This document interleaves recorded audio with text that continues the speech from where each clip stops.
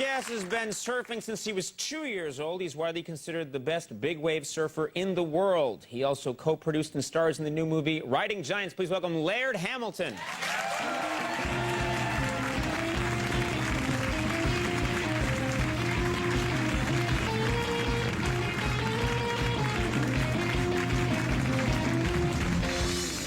I'm loving the hair, by the way. You got the little thing going. That's great. Took all day to get it. Oh, trust like me, this. I know. I know. I got mayonnaise in here. So much to talk about. First of all, we're going to show a piece of footage in a second that I was watching today. I think I watched it like 30 times, and it blew my mind. But I want to set this up first. You're most famous probably for riding this wave that's in Chupu, which is an area in Tahiti. Yeah, is that on right? the island of Tahiti. On the island of Tahiti. And you look at this wave, and I don't think I've seen a wave like this before.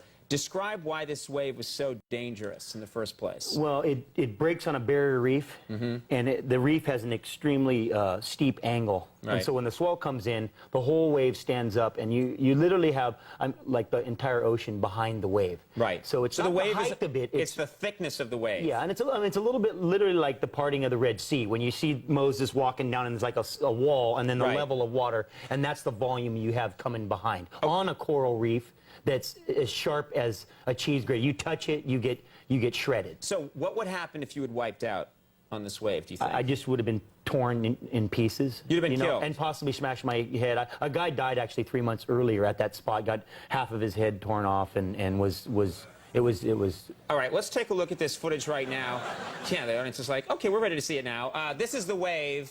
This is you. Are you thinking at this moment, Yes. I've got to try and get out of here? I'm thinking I want to jump off. And I'm having an inner battle like jump. No, you can't make it unless you stay on. Right. And then you just kind of evolve to where you go, okay. Now, it looks like you wipe out, and at one point, it's like you almost disappear, and then you come shooting out the other side. Yeah, we call that spitting. It's when a wave is so cylindrical that when it squeezes, air can only come out the end. And it'll actually blow you off. It'd be like if you got shot with a fire hose and you weren't ready. Right. It'd just flap you on the ground. I've been shot with a fire hose. I know it's that's like. Were you ready? Yeah, and that fraternity did not accept me.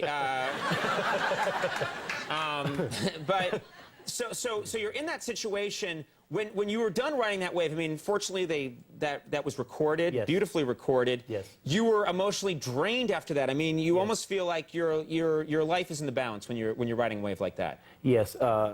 You know, I think that I knew something like that existed. Right. I hadn't seen it. Right. And then to experience it, it'd be like if you just worked your whole life to, win some tournament or do some achievement that go to the moon, and then you arrive there and you're sitting there and you just have completed it. Right. And it just, I was overcome with emotions and shed a tear of maybe thankfulness that I survived and sure, I would think so. And joy that I'd actually experienced it. You love bad weather. Surfers in general do, but if you hear that there is a hurricane coming towards the coast, for you that's good news. You want to get out there and be in the water. Well, do something. Kite it, windsurf it. Kite it? What's kite it mean? Well, we use, it's a new sport called kite surfing where you get drugged by a kite on a board. I thought you said drugged first. It's like, you're drugged, then strapped to a kite, hit over the head of the board, sign me up. But I just really admire the power of nature in its essence. Is there a wave, can you imagine a wave that you would not want to surf that was too big or too dangerous? Do you think it's possible? You know, I can't imagine that. It's probably not on this planet. 200 feet high, made of, it's made of lava, it's not water. Can I have a fireproof suit There on? are sharks in it with shotguns trying to... That sounds exciting. God, I can't. And now I got to make that happen. I want to see it happen. You're constantly trying to invent new ways. Did you once put handlebars on a surfboard to try and... Well, some friends and I actually mounted a bicycle to the deck of a board. We thought we could do some BMX tricks on the wave. It wouldn't look as cool, though. If that same footage, that footage we just saw looked so cool. If we saw the same footage and you were on a bike with streamers and a banana seat going like that... Would not be good. I wouldn't like it as much. It would not be good. And wearing the bike after, if you fell, would definitely not be good. Now, I'm told there's a hierarchy in the lineup in surfing, meaning that there's a lot of dominance going on, and that the order is set. I've never surfed before in my life. I show up on the beach. I've got my board, and it's got, Scrappy Doo on it or whatever. And I show up and I want to go. Do you have any friends when you go there?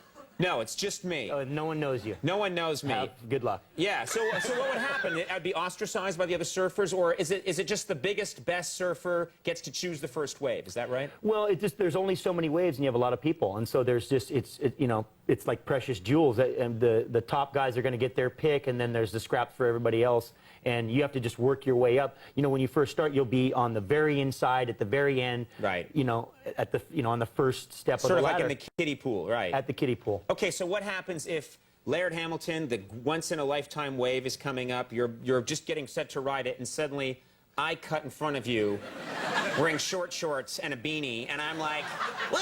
And I get in your way and interrupt. Do I get a beating afterwards? What happens? Well, not from me, but probably the entire lineup will beat you up after so that. they would follow me back to my little beach buggy and then beat the crap out of me. Well, no, actually, you would fall first, and then They'd drag me out of the water and then pound me. If you weren't drowned, if you hadn't drowned by then, they would drown me. Yes. Yeah. Okay. Good. Is there Unless I said no, that's my friend. Stop. Yeah, please I say said, that. Please catch the wave. I don't think you'd do that if I just ruined everybody's day in a beanie. But I know Laird. Don't harm me. Is there trash talking in surfing? Do people try and psych each other out? Well, I mean, in surfing, it's more like you missed it. Yeah. Oh, it was so good like 1 hour ago. Right. It was perfect. Right. And then now, well, somehow it just changed in the last hour from being great to being terrible. But yeah, we have a lot of that. And then the aggression in the lineup with the guys. There's some dialogue that goes down. Like any competitive sport, you're going to have, some dialogue. Right. I can imagine. Because it's always funny, because you always imagine that surfing is so zen and cool, and it almost seems like it has a hippie element, and then you look into it and you realize that there's a real toughness and an aggression, and there's almost like it's like street gangs battling each other. Yeah, especially in small surf. Right. When the waves are small, we have a saying that somebody will fight you for a 2-foot wave, but they're going to give you a 20-footer, because when the surf gets giant, everybody's in jeopardy. So they're all real friendly. No, you go. No, please have this one. So it gets friendly as it gets. Oh no, it's made of lava. No, there are sharks with shotguns. You. Yeah. So it is. I get it. It's all very cool. Riding Giants, which is an amazing movie, is now playing in select cities. Laird, thanks for being here. Yeah, very cool to have you on the show. Pleasure. Laird Hamilton will be right back with D12. Stick around.